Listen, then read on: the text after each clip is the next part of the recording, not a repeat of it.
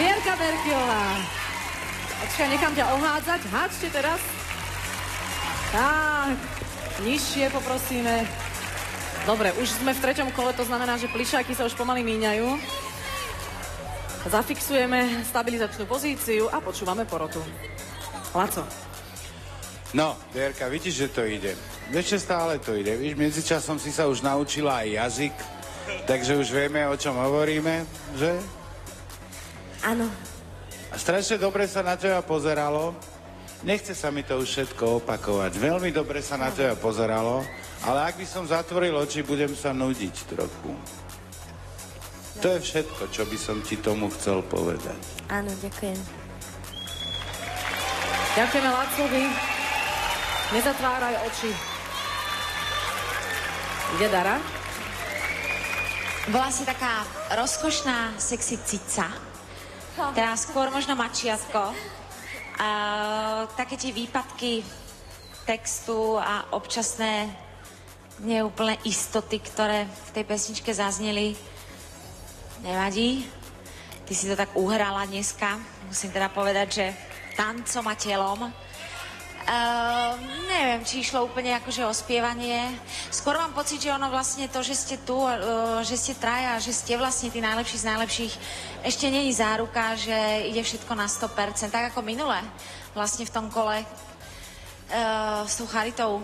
Tam ste išli 3-krát za sebou, 2-krát za sebou, 2 pesničky ste spievali 2-krát na 100%. Teraz je to také kolísavé. Oblačno, striedavo, slnečno. Takže toto bolo také akože áno. Ale už som ťa počula spievať lepšie. Už si mi aj vyrazila dých. Ďakujem.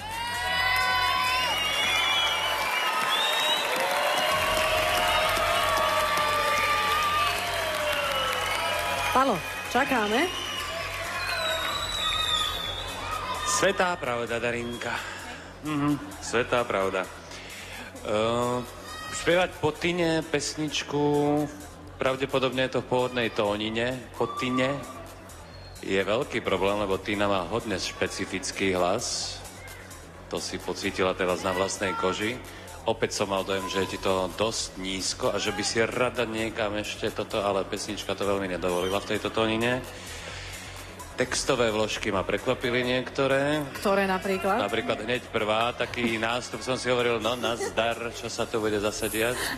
Myslíš úchecht? Myslím, áno, to nebol tón, ale úchecht.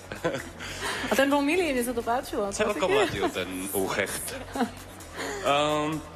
Chválim pohybovú stránku. Si ma prekvapila, že si normálne dala vlnenie, ktoré som od teba nečakal v tomto veku. Bolo to ťažké, ale tak... Nebolo to ťažké, vyzeralo to ako hrozne ľahké, ako...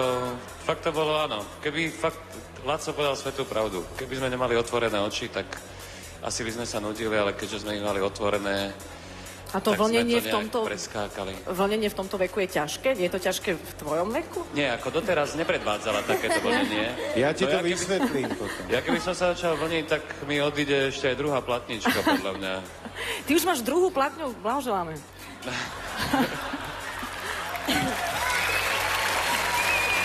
Nekrstil.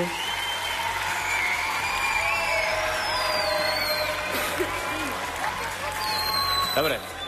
Takže vieme asi. Áno, baby, asi som skončil, Asi baby. som skončil. Haló, nekončíš. Budeme ešte hodnotiť dnes dvoch ďalších tvojich kolegov, ale my zahodnotíme jedným veľkým potleskom. Teraz Vierku Berkiovú ohodnotíme a k tomu povieme SMS číslo 9941. Toto je Vierka.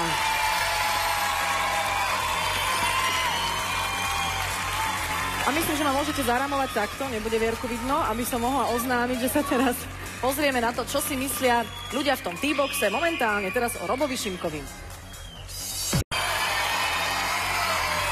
V rámci nášho kompletného servisu pre naše 3 najväčšie hviezdy máme toľko roboty. Pico. Už bežím. Veľmi dobre, mali sme spolu zháňať veci deckám do šatne, čo chceli. Dali nám zoznam, čo chce kto do šatne. Toto som sa musela sama trepať. Mala si to naopak. Aha, to schválne. Dobre. No schválne, kto toto chcel.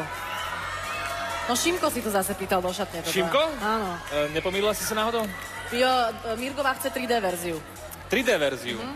A Vierka chce niečo farebné, nejakú loptičku. A teraz mi ešte Robo povedal, že si prosí nejaké žehličky na vlasov pre metalistických kamarátov, ktorí na neho čakajú. Tak... Všetko to zvládneme, takže ideme zabezpečiť našim superstaristom pohodlie do ich šatní, z ktorých potom vylezie z tej jednej šatne. Nie je ťažký ten chrenko? No ešte ani nie. Ešte Dominika Mirgová by vám zaspievala poslednú pesničku v tom treťom v tom treťom kole dnešného večera. Tak ideme mi makať a vidíme sa. Viac po prestávke.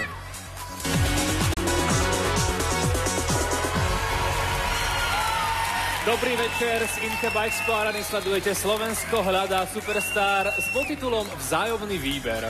Ten vzájomný výber už pomaličky končí, pretože naše 3 spevácké hviezdy už v podstate kompletne aj dospievali. Ešte nám ostáva Dominika. My sme tí, ktorí sa staráme o ich hviezdny život a ja mám pocit, že podľa toho koľkého hodín nemali by sme ich už dať spať?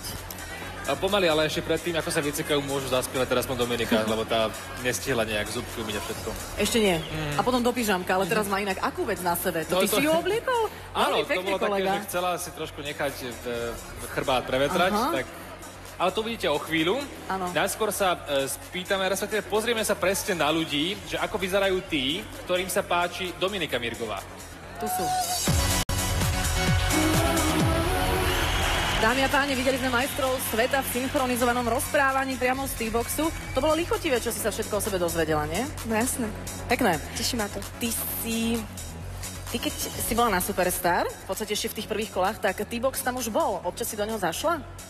Ani raz. A ani ťa nelákali? A prečo si tam nešla? Ja neviem, bojím sa ho. Bojíš sa, keď sa na teba ľudia dívajú však? A keď ťa kamerujú však? No, ešte si nezvykla. Jaj. A vieš, koľko kamier ťa sleduje v Superstar? Nie. 13. Iba, ty chceš viac. Príde čas, keď ťa bude sledovať aj 49 kamier. Teraz zatiaľ sme sa uskromnili na 13 a hlavne veľa ľudí ťa sleduje a drží ti palce. Čo budeš spievať? Pussycat Dolls Sway. Pussycat Dolls Sway. Môžem ťa na chvíľku iba taká predchuťovka. Uvidíte Dominiku aj spredu, aj zozadu. Dominika Mirgová.